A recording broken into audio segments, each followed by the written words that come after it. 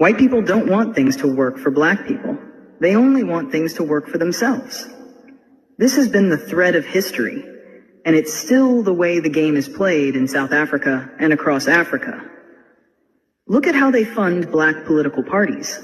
They know that these parties are just puppets, playing in a system designed by and for white capital. It's no coincidence that black parties in South Africa are often caught up in scandals of corruption, mismanagement, or outright incompetence. These scandals aren't accidents. They are part of a much larger, carefully orchestrated plan. Think about Zimbabwe, a country that had the potential to stand on its own but was sanctioned and crippled the moment it sought real independence. The land reforms threatened white ownership, and suddenly the country was labeled a pariah. Western powers, controlled by white elites, made sure to devastate Zimbabwe economically. And when Zimbabwe fell, the narrative became, look at what happens when Africans try to run their own affairs.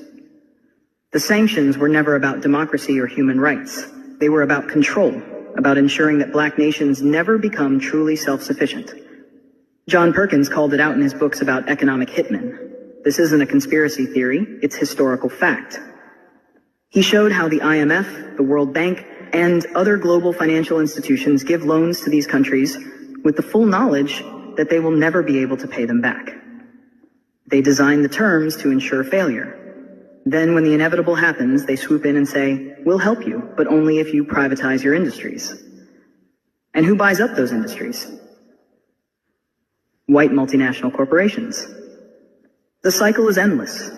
They lend money to governments mismanage the funds, and then white businesses come in to buy the assets on the cheap. And it's all dressed up as development aid or investment in Africa. Look at South Africa. State-owned enterprises are crumbling, and we're being told that the only solution is privatization. Eskom, SAA, Transnet, each one of them has been weakened by mismanagement, yes. But who benefits from that failure? Not black South Africans who still struggle with access to electricity, decent transport, or jobs. White capital is circling, waiting to buy up what's left at bargain prices, while black politicians play along, pretending to be working for the people. It's all a lie. The truth is that this system was never meant to work for us. It was designed to break us down, to make us reliant on foreign powers, on loans, on aid, on the very people who profit from our downfall. And this is the trap, the lie that we are somehow in control of our own destinies, when in reality, the chessboard is owned by the very forces we claim to be fighting. We're told that these loans, these deals, these partnerships are for our benefit. But are they? If white people truly wanted to see black people succeed, why do we remain in the same position, decade after decade?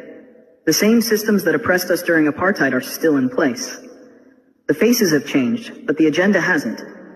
Black faces in high places, but who controls the money? Who owns the land? Who sets the rules?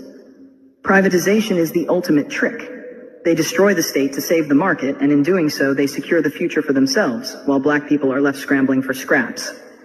We are given political freedom, but economic freedom remains elusive. And that's not a coincidence, it's the plan.